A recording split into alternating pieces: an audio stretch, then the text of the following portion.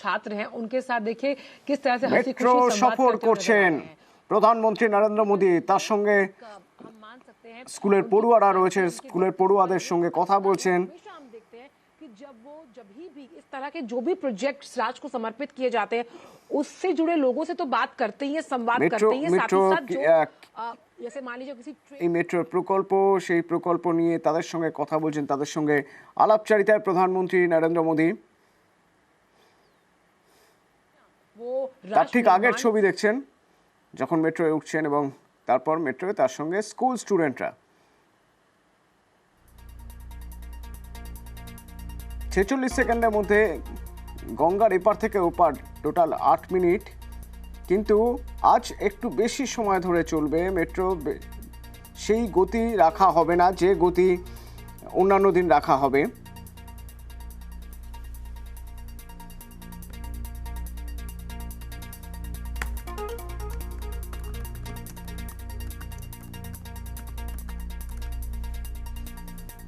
এবং জানালা দিয়ে বাইরে যতটুকু বোঝা যাচ্ছে তাতে এখনো গঙ্গার নিচে পৌঁছয়নি মেট্রো,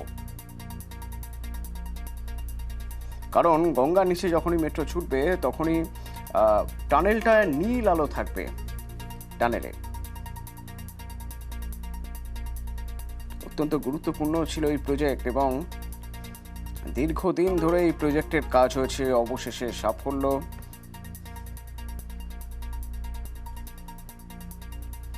বারবার বেগ পেতে হয়েছিল। সেদিক থেকে দেখতে গেলে প্রায় 10 তলা বাড়ির সমান গভীরতা এই গঙ্গার নিচের সুড়ঙ্গ, যে সুড়ঙ্গ পথে ছুটছে মেট্রো।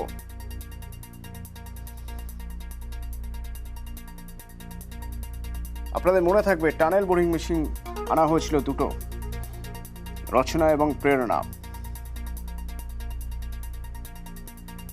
যা দিয়ে এই টানেল তৈরি করা হয়। অত্যন্ত সতর্কতা নেওয়া হয়েছিল, বেশ কয়েকবার কাজ থমকে গিয়েছিল। যে পরিকল্পনা ছিল তার প্রয়োগ মোটেও সহজ ছিল না।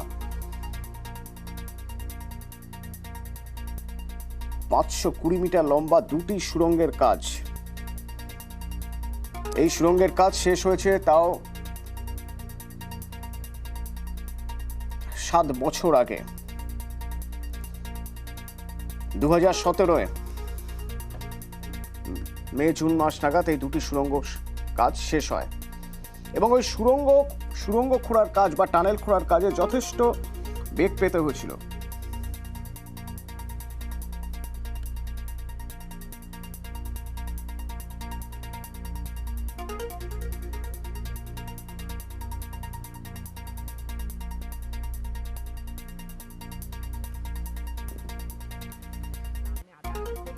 झलक पाने के लिए लोग बेसब्री से নদী খাতের নিচে সুড়ঙ্গ তৈরির কাজ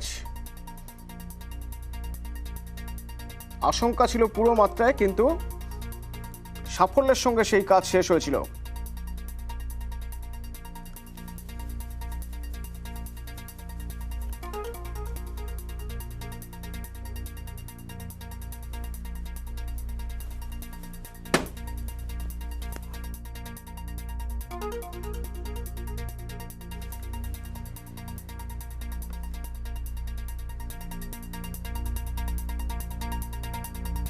তবে বিশেষ পরিস্থিতি মোকাবিলা করার কথা মাথায় রাখতে হয়েছিল প্রযুক্তিবিদদের।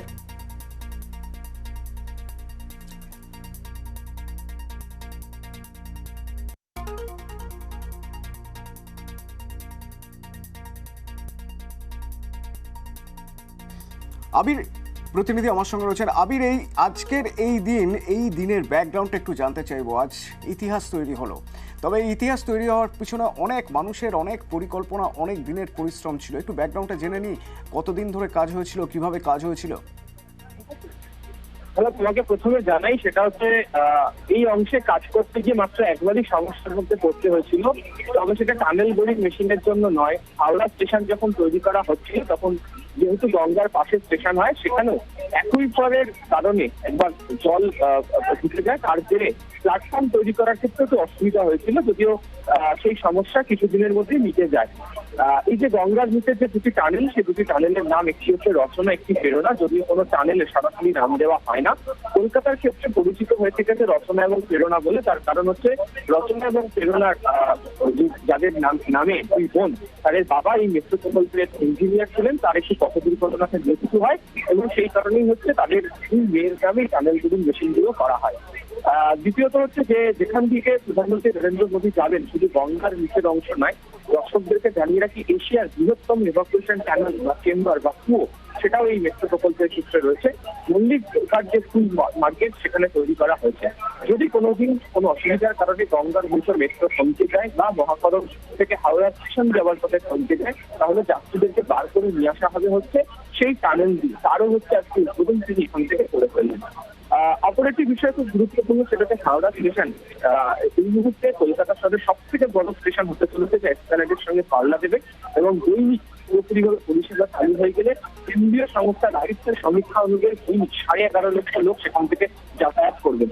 এবং দ্বিতীয় মেট্রো স্টেশন তৈরি করে দেওয়া হয়েছে, যা দিল্লির হাজ খাওয়া মেট্রো স্টেশনকে টপকে গিয়েছে।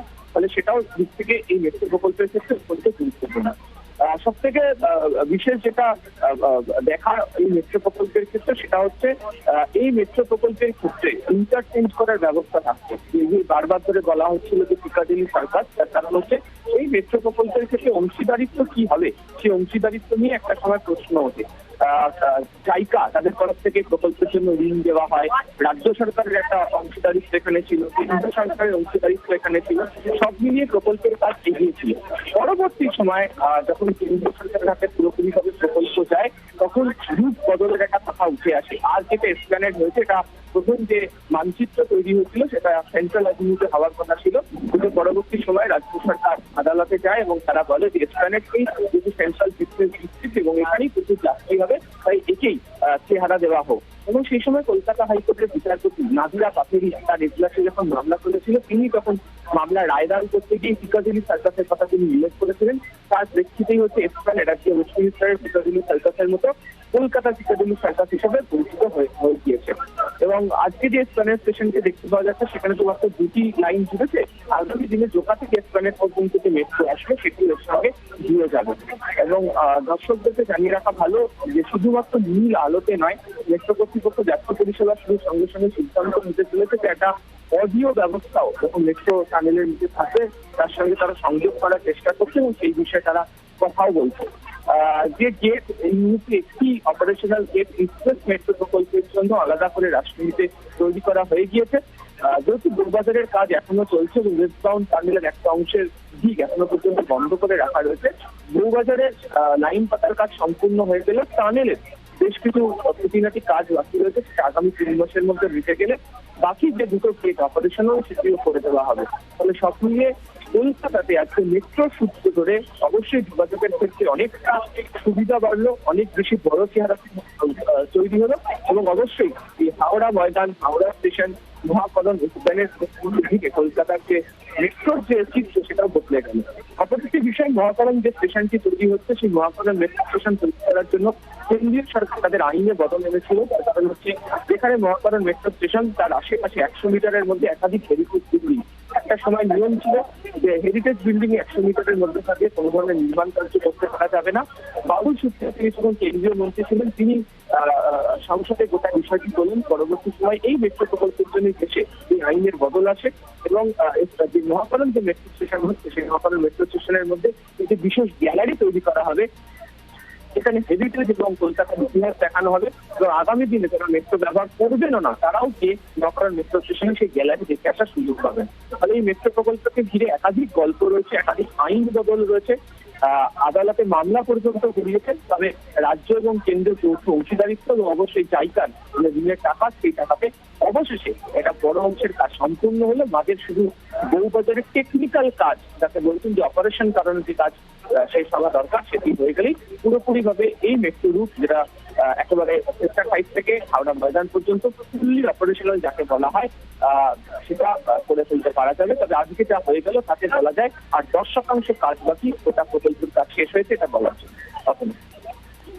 আবির, এই কাজ যখন হচ্ছিল, টানেলের যখন কাজ হচ্ছিল, সেই সময় সেখানে থাকার অভিজ্ঞতা তোমার হয়েছে, সেই সৌভাগ্য তোমার হয়েছে, তো আমি একটু জানতে চাইবো সেই সময়ে মানে প্রচুর মানুষ কাজ করছেন, প্রচণ্ড রিস্কি একটা কাজ ছিল, তার কারণ যারা কাজ করছেন তাদের এই ধরনের কাজের অভিজ্ঞতা বা গঙ্গার নিচ দিয়ে মেট্রো ছুটবে এই নিয়ে সাধারণ মানুষের কোনো ধারণাই ছিল না। সেই জায়গা থেকে একটা কাজ হচ্ছে যে কাজে যে কোনো মুহূর্তে অবস্ট্রাকেল আসতে পারে, সেই সব ভাবনা চিন্তাগুলো মাথায় রেখে আধিকারিকরা তারা রয়েছেন, ইঞ্জিনিয়াররা তারা রয়েছেন, কেমন ছিল সেই সময়? দেখো, আমি নিজে 2009 সাল থেকেই মেট্রো প্রকল্পের কভার করেছি এবং এই মেট্রো প্রকল্পের খুঁটিনাটি সমস্ত খবর আমি এত বছর ধরে করেছি। ফলে এই মেট্রো প্রকল্পের ক্ষেত্রে আমি তোমাকে শুরুতেই যেটা বলছিলাম, এই মেট্রো প্রকল্পে যে গঙ্গার নিচ দিয়ে টানেল হতে পারে সেটা বুঝতেই প্রযুক্তিবিদদের অনেকটা সময় লেগে গিয়েছিল। এবং আরো একটা তথ্য তোমাকে দিয়ে রাখি, গঙ্গার নিচের মেট্রো টানেল যারা তৈরি করেছেন তারা আমাদের দেশের আরো একটি অন্যতম রেলের আশ্চর্য জিনিস, সেটি হচ্ছে চেনাব রেলওয়ে ব্রিজ, সেই তৈরি করার ক্ষেত্রে এই ইঞ্জিনিয়াররাই কাজ করেছেন। এবং সৌভাগ্যবশত আমি দুটো প্রকল্পই যেহেতু কভার করতে পেরেছি একমাত্র সাংবাদিক হিসেবে, কারণ চেনাবের যেদিনকে গোল্ডেন জয়েন্ট হয় তুমি জানো, একমাত্র আমাদের চ্যানেলকে সেখানে কাজ করার অনুমতি দেওয়া হয়েছিল এবং আমি একমাত্র সাংবাদিক সেখানে ছিলাম। তাহলে এই মেট্রো ইঞ্জিনিয়ারদের সাথে প্রযুক্তিগত দিক থেকে সেই চ্যালেঞ্জের কথা তারা দু জায়গাতেই তারা স্বীকার করে নিয়েছিলেন। এবং গঙ্গার নিচে আমার মনে আছে যখন প্রথম কাজ শুরু করা হয় তখন প্রত্যেকদিন একটা করে যে রিং ব্যারিয়ার যখন বসানো হতো, প্রত্যেক দিন রিং ব্যারিয়ার বসানোর পর বারবার করে তারা পরীক্ষা করে দেখেন। কথা বলতে বলে তোমাকে জানিয়ে রাখি, মেট্রো যখন শেষ করলেন নরেন্দ্র মোদী, তিনি বেরিয়ে এলেন এসআরের মেট্রো স্টেশন থেকে। যারা এই মুহূর্তে যারা রয়েছেন তাদের সঙ্গে তিনি কথা বলছেন, প্রচুর অভিভাবকতা রয়েছেন, এছাড়া রেল মন্ত্রকের একাধিক আধিকারিক, সিএমওর একাধিক আধিকারিকরা রয়েছেন, তাদের সঙ্গে তিনি কথা বলছেন এবং এখান থেকে তিনি রওনা হবেন হচ্ছে বারাসাতের উদ্দেশ্যে। তুমি আমাকে যে প্রশ্নটা করছিলে সেটা হচ্ছে যে প্রত্যেকদিন একটি করে রিং যখন বসানো হতো, প্রথমে সিদ্ধান্ত হয়েছিল যে দিনে 4টি করে রিং বসানো হবে এবং তার প্রেক্ষিতে কাজ শেষ করা হবে। তবে পরবর্তী সময় সেই সিদ্ধান্ত থেকে পিছিয়ে আসা হয়। একজন বিশেষ প্রযুক্তি ইঞ্জিনিয়ার সে সময় ছিলেন, তার নাম ছিলেন টি.বি. বনি, তিনি অস্ট্রেলিয়া এবং লন্ডনের একাধিক মেট্রো প্রজেক্টে কাজ করেছেন, তাকেই বিষয়টি দায়িত্ব দেওয়া হয়েছিল এবং তিনি নিজে এই প্রকল্পকে ধরে ধরে তিনি কাজ করেন। এবং যেদিনকে কাজ শেষ করা হয়, অর্থাৎ গঙ্গার নিচের কাজ শেষ করা হয়, তারপরই তাদেরকে প্রথম চ্যালেঞ্জ পেতে হয়েছিল এক হচ্ছে যেটা আমাকে বললাম যে হাওড়া মেট্রো স্টেশনের প্ল্যাটফর্ম তৈরি করতে গিয়ে, তার কারণ সাধারণত যে অংশ জুড়ে প্ল্যাটফর্ম তৈরি করা হবে বলে তারা চিন্তা ভাবনা করেছিলেন, তার থেকে নিচু অংশ জুড়ে মেট্রো প্ল্যাটফর্ম তৈরি করা হয়। আরেকটা বিষয় নিয়ে তারা ধীর গতিতে ভাবনা চিন্তা করে এগিয়েছেন, তার কারণ হচ্ছে মেট্রো বেগমগঞ্জ ফ্লাইওভারের নিচে দিয়ে এবং বেগমগঞ্জ ধরে এসছে, সেখানে 3টি পুরোনো বাড়ি ছিল, ফলে সেখানে কাজের গতি কিছুটা হলে স্টপ করা হয়েছিল। ফলে রচনা প্রেরণা যে ইতিহাস তৈরি করে দিয়ে গেল আজকে, তার পিছনে অনেক গল্প কথা তৈরি হয়েছে। তবে দিনের শেষে এই প্রকল্প কলকাতায় হবে, দেশের মধ্যে প্রথম গঙ্গা হবে, অবশ্যই আজকে তা পূর্ণতা পেল এবং সেই ছবি এই মুহূর্তে মেট্রো স্টেশনে দাঁড়িয়ে লক্ষ্য করতে পারা যায়। ধন্যবাদ আবি। মেট্রো সফর করে বেরিয়ে স্টেশনে प्रधानमंत्री नरेंद्र मोदी, ताकि घिरे उच्चास। नीरज हमारे साथ जुड़े। नीरज, अब भारत जो है वो विश्व के उन चुनिंदा देशों में शामिल हो गया जहां पर अंडर वाटर मेट्रो दौड़ रही है।